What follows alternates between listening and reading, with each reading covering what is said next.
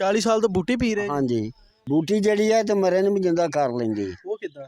ਇਹਦੇ ਚ ਤਾਕਤ ਹੀ ਅੱਲਾਹ ਪਾਕ ਨੇ ਨਹੀਂ ਭਰੀ। ਬੂਟੀ 'ਚ ਹਾਂਜੀ ਇਹ ਹਲਾਲ ਆ ਬੂਟੀ? ਇਹ ਬੂਟੀ ਇਸ ਨੇ ਹਲਾਲ ਹੁੰਦੀ ਹੈ।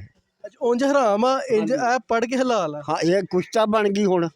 ਅੱਛਾ ਹੁਣ ਕੁਸ਼ਤਾ ਬਣ ਗਈ। ਹਾਂਜੀ ਹੁਣ ਜਿਹੜੇ ਅੰਦਰ ਜਾਣਾ ਵਾ ਇਹਨੇ ਬੇੜਾ ਗਰਕ ਕਰ ਦੇਣਾ ਉਹਦਾ। ਬੇੜਾ ਕਿਉਂ ਬੇੜਾ ਤਾਰ ਦੇਣਾ। ਬੇੜਾ ਤਾਰ ਦੇਣਾ ਗਰ ਕਿਉਂ ਕਰਨਾ। ਕਹਿੰਦੇ ਬੂਟੀ ਪੀ ਕੇ ਬੰਦੇ ਦੀ ਗੈਰਤ ਜਾਗ ਜਾਂਦੀ ਹੈ। ਹਾਂਜੀ ਜਾਗਦੀ ਹੈ? ਹਰ ਸ਼ਾਇਦ ਜਾਗਦੀ ਬੰਦਾ ਕਿਸੇ ਦੀ ਧੀ ਭੈਣ ਨਾਲ ਨਹੀਂ ਵੇਖਦਾ ਬੁਰੀ ਨਜ਼ਰ ਨਾਲ, ਨਜ਼ਰਾਂ ਚ ਜਾਂਦਾ ਹੀ ਨਹੀਂਗਾ। ਇਹ ਬੂਟੀ ਨਹੀਂ ਘਾਹ ਏ, ਇਹਨਾਂ ਨੂੰ ਆਸ਼ਕਾਂ ਦੀ ਦਵਾ ਏ।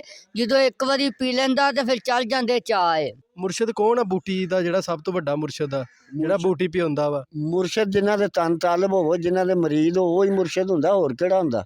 ਨਹੀਂ ਮੇਰਾ ਪੀਰ ਤੇ ਉਹ ਹੱਕ ਬਾਊ ਵਾਲੇ ਉਹ ਨਹੀਂ ਕਹਿੰਦੇ ਬੂਟੀ ਪੀਵੋ। ਹੱਕ ਬਹੂ ਕੇ ਜਿਹੜੇ ਆ ਨਾ, ਉਹ ਹੁਣ ਮੈਂ ਤੈਨੂੰ ਕੀ ਦੱਸਾਂ, ਅਸੀਂ ਉੱਥੇ ਪੀ ਕੇ ਆਏ ਆ, ਸਾਨੂੰ ਤਾਂ ਨਹੀਂ ਉਹਨਾਂ ਆਖਿਆ ਵੀ ਤੁਸੀਂ ਕਿਉਂ ਪੀਣ ਲੱਗੇ ਆ। ਅੱਛਾ